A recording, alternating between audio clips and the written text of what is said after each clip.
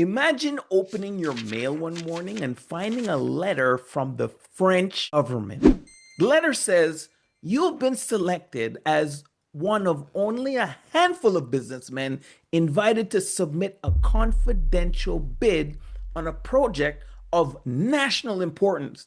A few days later, you're sitting inside of one of Paris's finest hotels, surrounded by some of the biggest scrap dealers in France. A government official walks into the room carrying documents. They're stamped with official seals, and he looks each of you in the eye before quietly saying, "What I'm about to tell you cannot leave this room."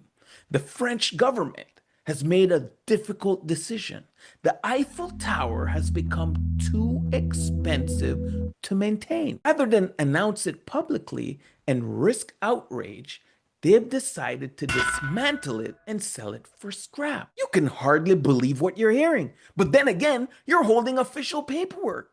You're sitting in a luxury hotel. And everyone else in the room, they seem to believe it too. One man was so convinced he bought the Eiffel Tower. Not once, twice. Or at least someone tried to sell it twice. This is the story of one of the boldest scams ever attempted. Today, we're in Paris, 1925. The city was rebuilding after the First World War. Businesses were booming, and the Eiffel Tower had already become one of the world's most recognizable landmarks. Today, the idea of tearing it down sounds absurd, but back then it wasn't. And that's exactly what one man was counting on. His name was Victor Lustig. Victor Lustig had spent years traveling across Europe, living entirely by deception. He wasn't loud or intimidating. He was polite, well-dressed, soft-spoken, the kind of man who looked like he belonged in any room he walked into. One morning, while he was reading a newspaper in Paris, an article caught his attention. It wasn't about politics or crime. It was about the Eiffel Tower. The article explained that maintaining the massive iron structure had become incredibly expensive. Some officials questioned whether it was worth the cost, and the newspapers openly discussed the burden of repairing it. Most people read the article and moved on. Lustig didn't. He asked himself a very simple question. What if someone believed the government wanted to get rid of it? That single idea became one of history's greatest scams. Lustig rented out a suite inside the luxurious Hotel de Crillon. It was exactly the kind of place where wealthy businessmen expected government meetings to take place. He forged official government documents. He printed convincing stationery. He selected 6 of Paris's leading scrap metal dealers and invited them to a confidential meeting. The letters explained that the French government wished to keep the matter secret until contracts have been signed. That detail was important. If anyone questioned the secrecy, it actually made the story sound more believable. Soon, the businessmen arrived. None of them suspected they were walking into a scam. Lustig introduced himself as a senior official responsible for government property. He thanked the businessmen for coming before getting straight to the point. Maintaining the Eiffel Tower had become too expensive. Public opinion would never accept demolishing such an iconic structure. So the government had chosen to quietly sell it to a scrap dealer before announcing the decision. He handed out technical documents, estimated weights, engineering information, contract paperwork. Everything looked authentic. Then he arranged a private tour of the Eiffel Tower. As the businessmen stood underneath thousands of tons of iron, the proposal became easier to believe. If the government really intended to remove it, someone would have to buy all of that steel. The meeting ended with instructions for each businessman to submit a private bid. Now, Lustig waited, not for the highest offer, for the right victim. Amongst the bidders was a businessman named André Poisson. Poisson wanted to establish himself amongst Paris's elite scrap dealers. Winning this contract could change everything. Lustig sensed it.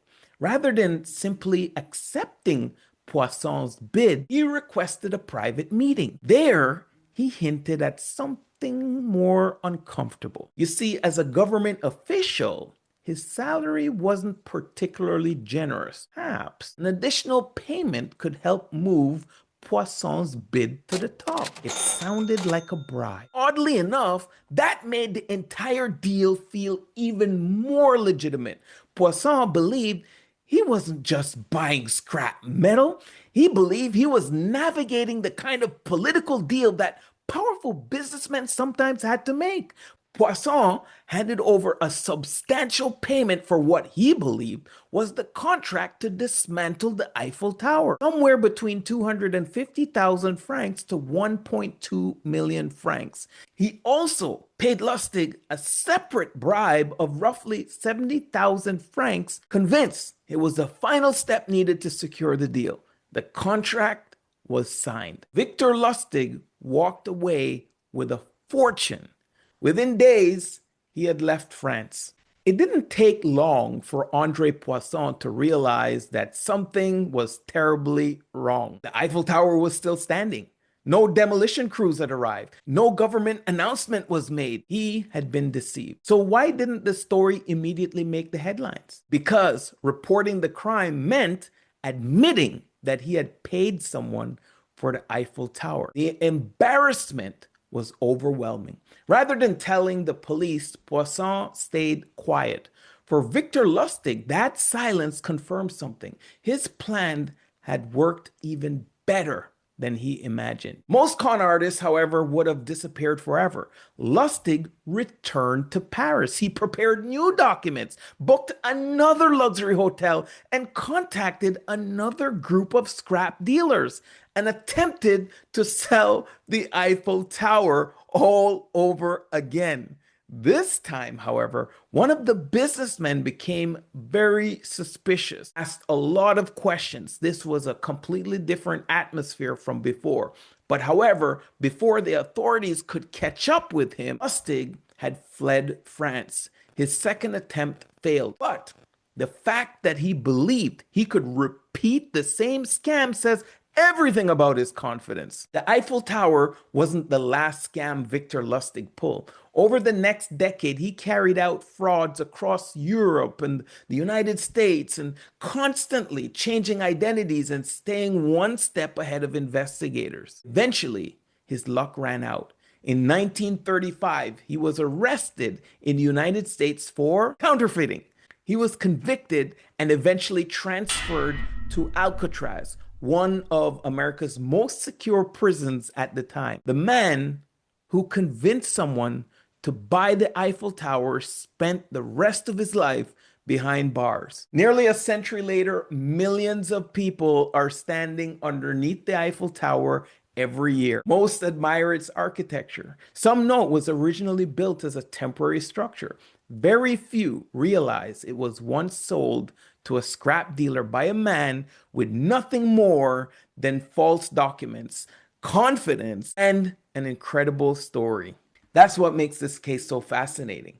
It wasn't about stealing a landmark. It was about understanding people. Sometimes the biggest frauds don't rely on force. They rely on trust. And that's why the story of Victor Lustig still feels almost unbelievable today. The Eiffel Tower never changed owners, but for one brief moment in 1925, one man believed it had.